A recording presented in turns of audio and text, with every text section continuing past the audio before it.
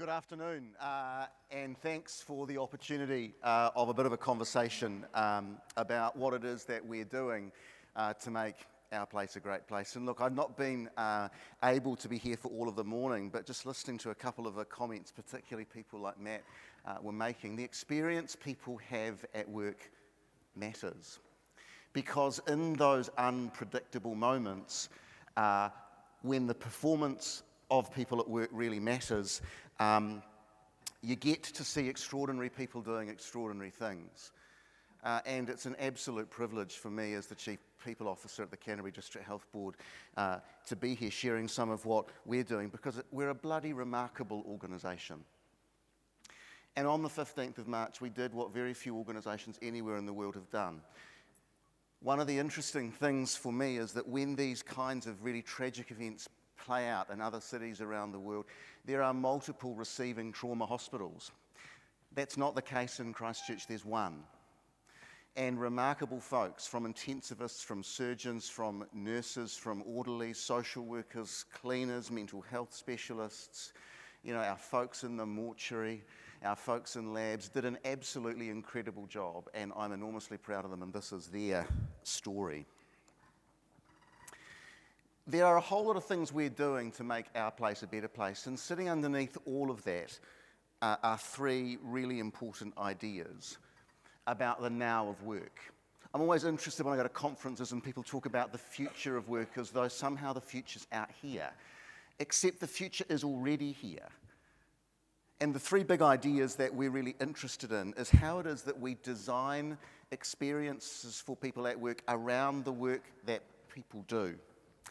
What that means for how we bring together people and technology. And my own particular interest is then what all of that means for the new role of HR. HR not as an interruption to work, but as an improvement to work. Now, it's true to say that our organisations share lots of things in common. And you may find it odd that the Canterbury District Health Board's here at a Chamber of Commerce event, but interestingly, if you just think for a moment, we are one of the 12 largest employers in New Zealand. Between here and the West Coast, which we also look after, from a leadership perspective, there are some 12,000 New Zealanders that work for us. And so the experience that 12,000 people have at work actually really does matter. And these are the kinds of pressures that are confronting us as an organisation, and likely all of your organisations. So unprecedented changes in the environment in which we're working, an absolute war for talent, the idea, as a previous speaker spoke about, that work is leaving jobs and jobs are leaving organisations, and what does that mean for us as employers? Very different expectations of work and the workplace, both by those people that already are employed with us, but also those who are yet to work with us. And then challenges of productivity, of customer experience, and challenges of employee experience and employee engagement. Now, health has some other things to add to the top of that. So a real increase in the demand for and the complexity of the care that we provide. Some looming global shortages around some key roles, and this increasing and concerning mismatch between supply and demand. Some really poorly connected and legacy IT systems, and the increasing need to do more with either the same or less resource. So those are just some of the additional kind of contextual challenges that confront us. This is a picture of 36 of the remarkable 12,000 people that work with us, and we went out and began a conversation with thousands of our people a couple of years back to get really curious and under the bonnet about what mattered to people. And God forbid we actually asked them. And the interesting thing was that more than 5,000 of our people engaged directly in that conversation about what mattered most to them. One of the things that's really curious to me about HR is that we often get in the room and we pull the drapes and we dim the lights and we come up with stuff. And then when we turn the lights on and we whip the curtains open, we're disappointed and underwhelmed when people wonder what the hell we're on about. And so we've been in the business of saying, actually, we need to understand what's important to people and how best we respond. And our people have been really clear They have offered up a very, very, very clear and for many of us obvious prescription for the employee experience that they are after. And there's nothing here that actually is terribly surprising. Value and appreciate me, make it easy for me. Design the future with me, don't do it to me. You know, technology enable me, invest in those who lead me and communicate with me. If you were to pick up any Harvard Business Review article about what it is to give people a great experience at work, I am sure that you will find the majority of these conspicuous in terms of the stuff that is important. And so what we've gone and done is said, actually, if we're to continue putting our community at the centre of our health system, we have to do a better job of putting our own people at the heart of everything that we do. And so we have built a people strategy.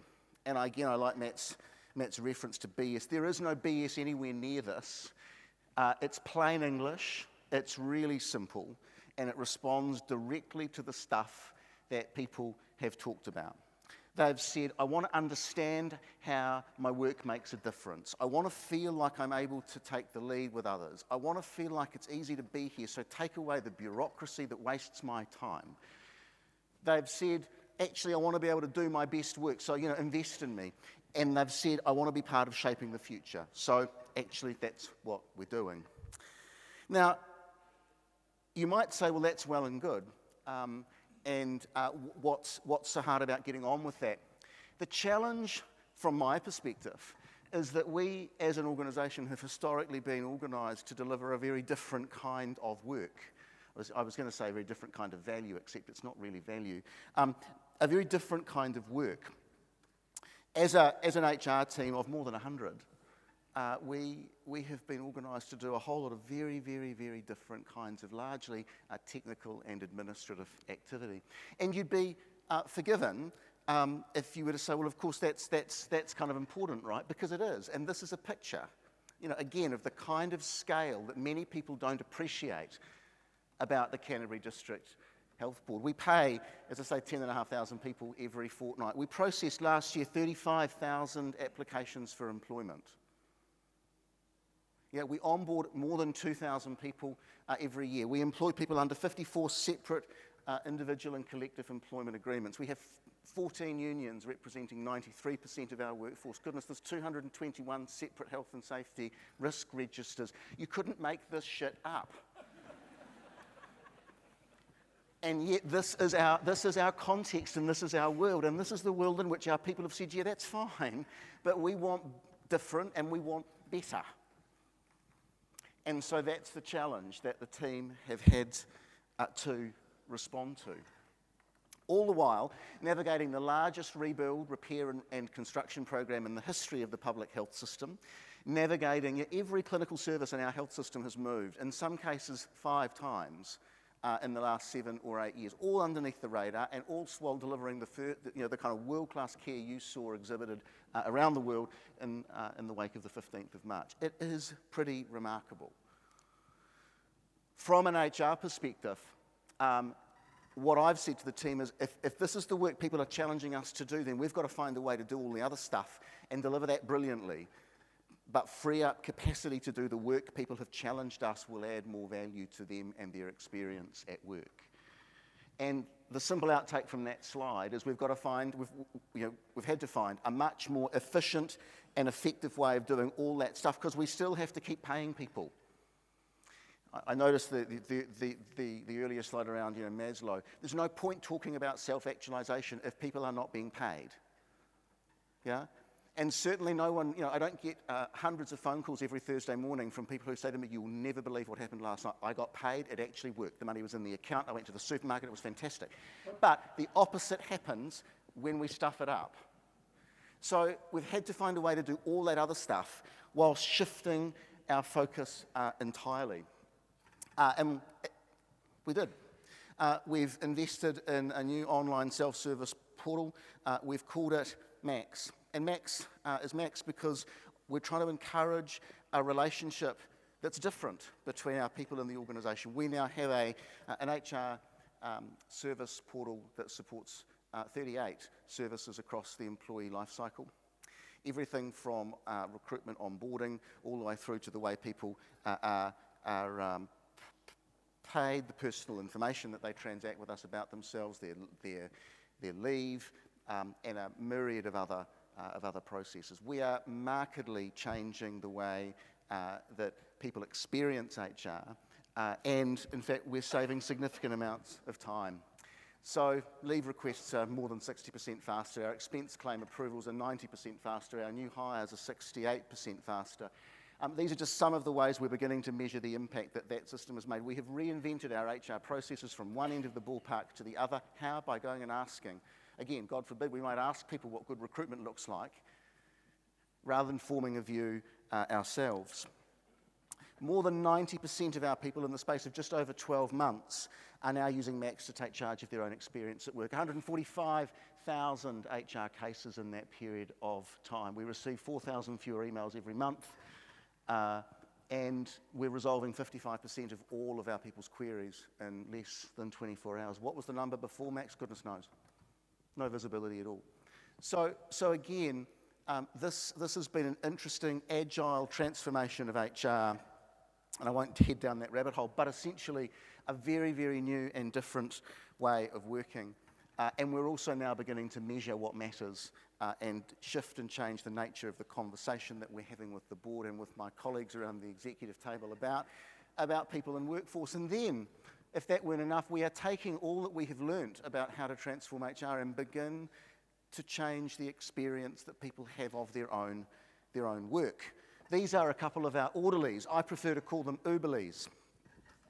And they are Uberlies because we have taken the approach we used for Max to design a very different solution for how orderlies manage their workflow.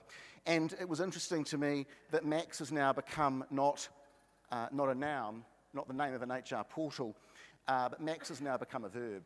Because our way of working in HR has now become synonymous with what it means to get people in a room, to listen carefully to what it is that they want, to invent a new workflow, to eliminate stuff that destroys value and wastes time, and then to pair that with a technology solution that makes work better. And so we have begun enabling solutions that bring people, workflow, and technology together. And I think this is the new role of HR. And for those HR practitioners in the room who have got a different view, I mean, I'm curious about what that's all about, because actually our job is to make work better. And so our future of work solutions are now touching every part of the organisation. So Max, as we've talked about, is the solution we use in HR service management.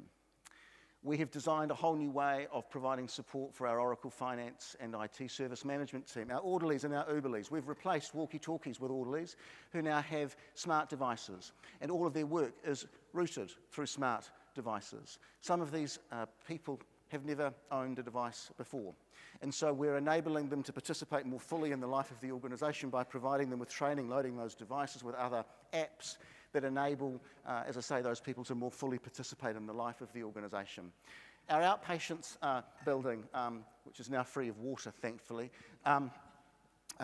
is just about to see a brand new scheduling solution that we have designed in partnership with that part of the organisation. And we've been trialling Deloitte Assist. Deloitte Assist is a voice-activated patient call system. Why press a call bell when I'm having a heart attack or I need a blanket, when I might speak to the call bell and tell the call bell what I want, and the call bell will route my request to the person that most appropriately can action it. I'm cold and need a blanket, goes to an orderly. I'm in pain, work flows to a nurse. Makes sense, right?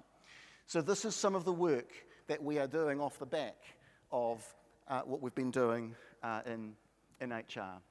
And I think it's fair to say that we are making progress at the pace of trust. Yeah, so trust is the currency that makes the system kind of work. We are agile in all that we're doing. We are seeking to deliver value as early as we possibly kind of can. We're okay about taking risk. We're all about employee experience and about making decisions really quickly. Why? For one reason and one reason only. Because when people work better, care works better. And the same is true in every one of your organisations, no matter what business you're in. When people work better, the research they deliver is better. When people work better, the service they deliver is better. When people work better, the education they deliver is better. So, in my view, the future of work actually, for all of us, is about how to make work better and how to give people the kind of experience at work that they are increasingly accustomed to having outside of work. And I suppose the question that I ask at our place on a regular basis as 12,000 people step across the rarefied threshold into our buildings every day is, what year is it in our organisation?